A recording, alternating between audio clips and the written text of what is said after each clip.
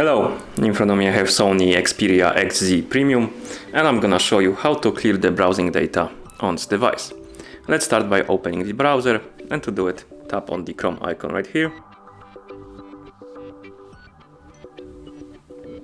Then tap on the More Options icon in the top right corner. Select the history.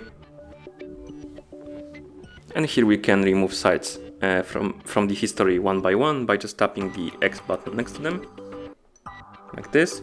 Or we can just tap on Clear Browsing Data right here. We have two options, Basic and Advanced. The difference between them is the types of data you can clear.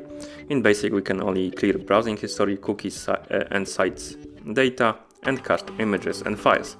In Advanced you can select also passwords, autofill form data, and site settings. Right here we have a time range. We can choose between last hour, last 24 hours, last 7 days, last 4 weeks, and all time. In our case we're gonna select all time, and once you're done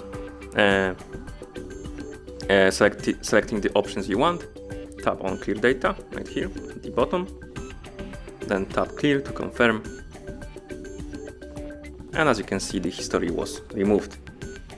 And that's how you clear the browsing data on this device. Thank you for watching.